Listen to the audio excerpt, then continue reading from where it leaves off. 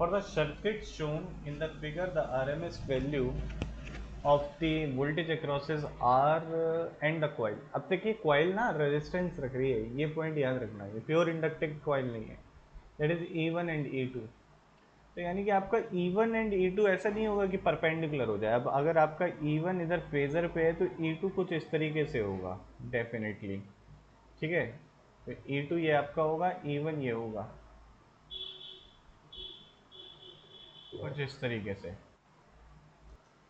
और इनका जो आपका रिजल्टेंट आएगा वो आपका नेट ईएमएफ होगा, वो होगा ई. और यहाँ पर एंगल आपका थीटा मान लेता हूँ मैं, तो आपका जो ई स्क्वायर बराबर होगा वो होगा from the phasor law E two square plus two E one E two cos theta. ठीक है, अब हमसे पूछ रहे हैं कि ये रेजिस्टेंस में पावर द थर्मल, अच्छा देखिए द पावर कौन सी अक्रॉस द कॉइल कितना होगा, इसके अक्रॉस ये थर्मल पावर कितनी जनरेट हो रही है, ये हमें देखना है. तो देखिए करंट को मैं रेफरेंस पे मान लेता हूँ, तो जो आपका पावर होगी, जो थर्मल पावर होगी वो होगी E two cos theta into y. अब E two cos theta into y कैसे होगी.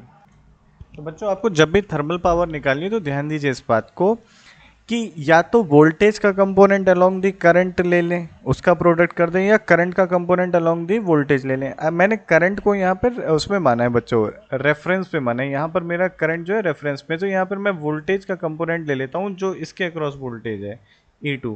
तो इसका component along the current phasor ले लेता हूँ, उसका मल्टीप्लाई कर देता हूँ. वह आई कैसे निकालूँ. तो बच्चों यहाँ पर मुझे दे रखा है इसके अक्रॉस जो पोटेंशियल डिफरेंस वो E1 है.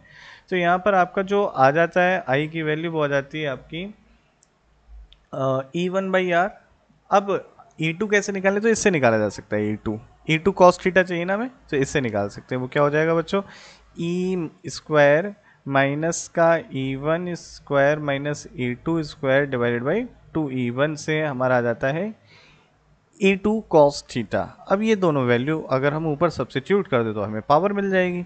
तो हमने यहाँ पे सब्सिट्यूट करा तो देखिए E1/R तो अपनी हो गई करंट, और E2 cos थीटा क्या हो गया, A square minus E1 square minus E2 square divided by 2E1.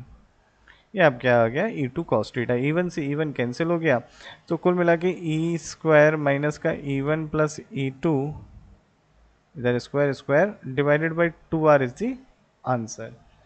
तो कौन सा ऑप्शन बन रहा है, yes option B is correct.